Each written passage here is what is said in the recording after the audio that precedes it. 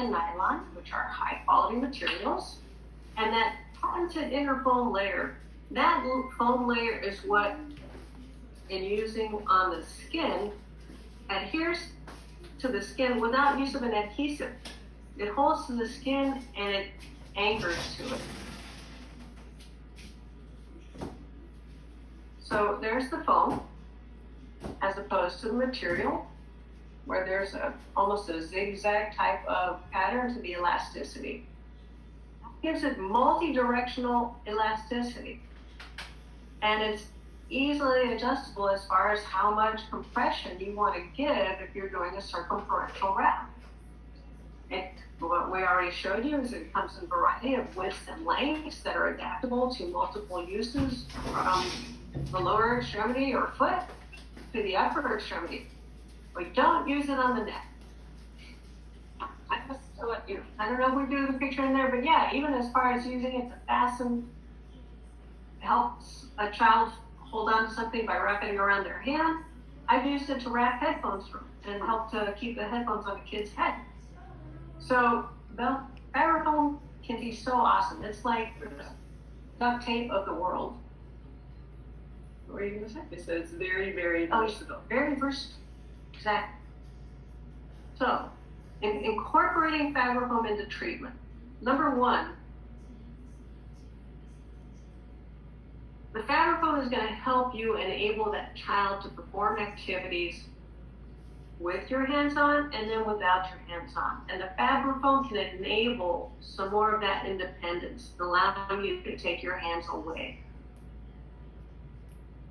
There's so many places, like if you were looking at Mr. Bones, or say we were looking at Mark earlier, that you can apply fabric foam so you don't need 6 to 8 hands as far as taking over a lot of your facilitated alignment.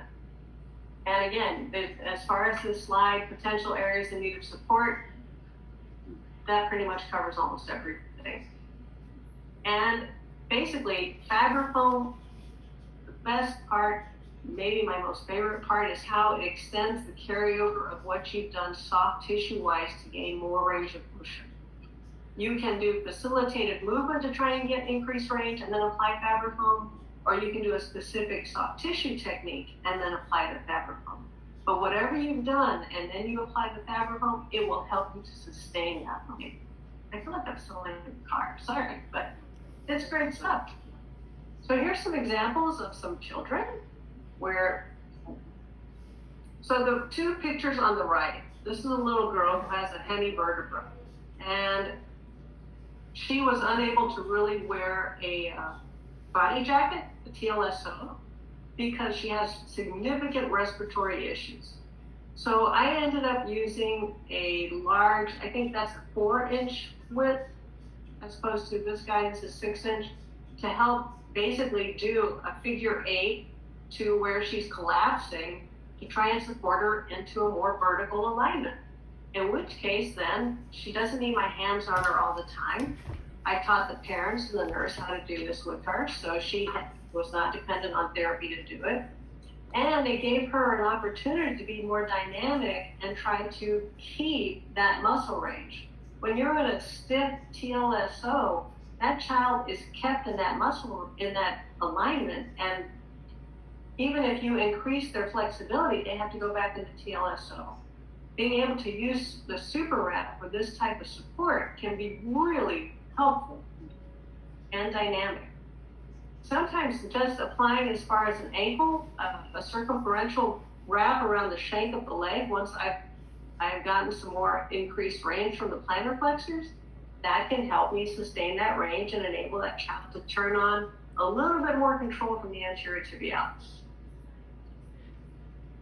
So what I hear you saying is that not only are you using it for structural health, but also as an afterthought of doing, you get soft tissue elongation, then you use the fabric foam to keep that fascial length, and then by the child working with the fabric foam on, that gets them to do more active elongation through their own.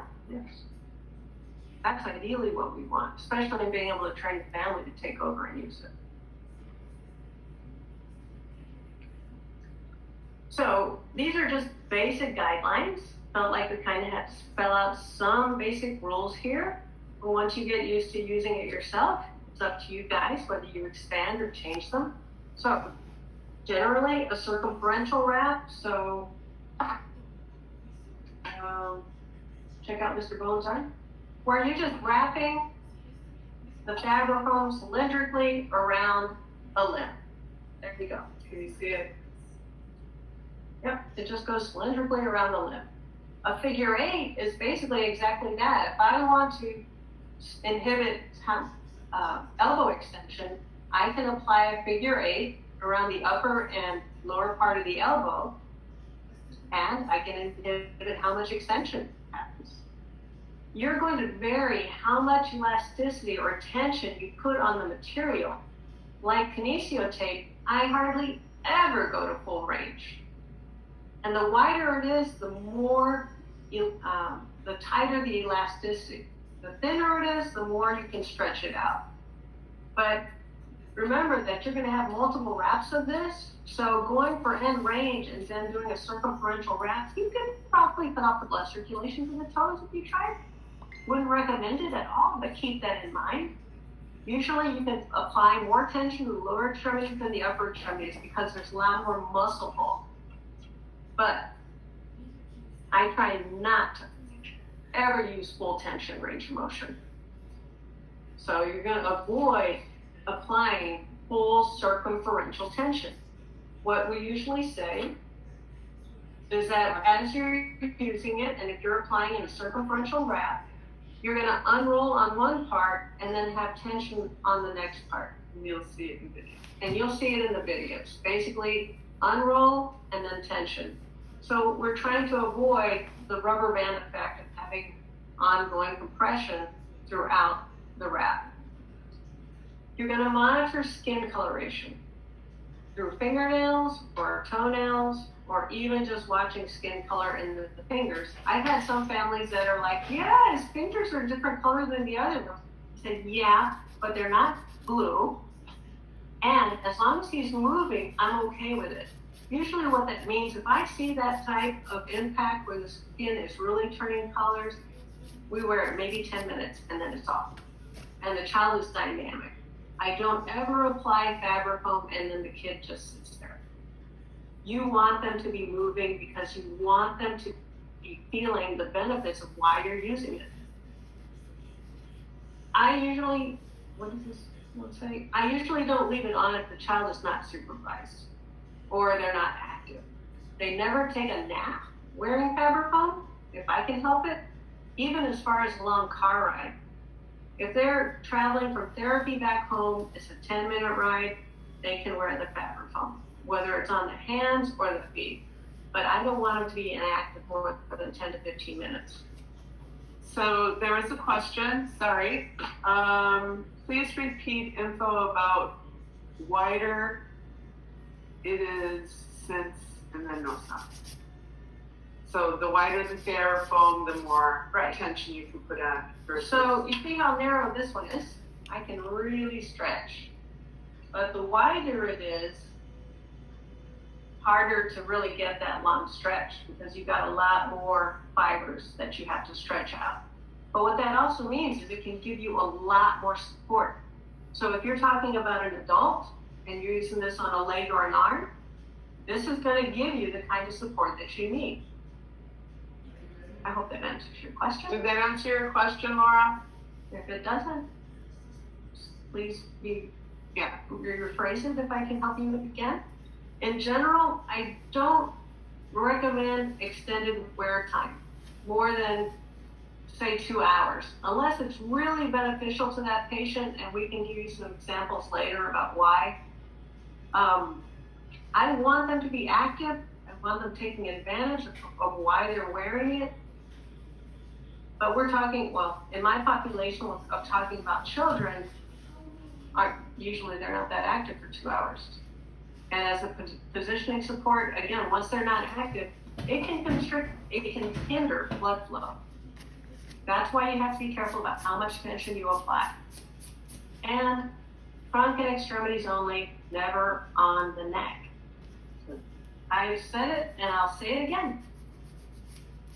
So, examples of how we've applied it as far as for the base of support. This little girl was very low toned, and so this application was to stop her from hyperextending her knees so much. That's a figure 8 wrap around the knee. Okay. The wrap at the ankle was to prevent hyperpronation of Brendaism, where basically she was standing on her medial malleolus because of the low muscle tone. In doing this type of wrap, it allowed her to start turning on her own musculature as far as participating in standing, generating, this is what we're rationalizing or guessing what happened, because she started taking over and being able to stand more on her own. And I'm not sure why that exclamation thing is there, but the whole point of this was that we wanted her to start taking over. So we would do a lot of facilitated activities and then supported standing, and Teresita was basically able to start taking over more and more of the activity. Yes. Mark. This is Mark, the young man that you saw earlier. So this was, and we'll show you a wrap for the trunk later, but basically this was addressing how Mark would collapse into that thoracic kyphosis. We did a lot of trunk work as far as trying to open up his hip flexors, his diaphragm that was tight, realigning his trunk. But all that Mark knew was going back to this alignment. His sensory perception of what his abilities were based on that. So applying the wrap to him in supine and then helping him to come up, actually he was able to transition on his own because he's a high functioning young man, but it was a new experience for Mark as far as, oh, that's how it's supposed to feel. There was no way with my hands that I could control Mark's posture enough and then also get the alignment I needed as far as half kneel. It also, for Mark was a pretty significant, or is a pretty significant breath holder. So we obviously before we did the wrapping, we did a lot of rib cage mobility work. We got length through the diaphragm, did a lot of preparatory work prior to doing the Fabrifoam. What the Fabrifoam allowed us, or Mark, is to keep the alignment or the length of that soft tissue. And during the activities or the facilitation that Brenda was doing was a lot of voicing, a lot of blowing of bubbles or blowing horns to keep his breath going. So then when he took the Fabrifoam off, then he could sustain or remember, oh, wait a minute, I don't have to collapse back into my old posture. I actually can be up and tall and do the things that he liked to do, like he loves to talk, let me put it that way. So he can get more words on one breath. At the trunk, okay, this is a question from Barbara. How much does the position of the joint or the trunk matter when applying the Fabrifoam? Do you move the patient passively into the best alignment?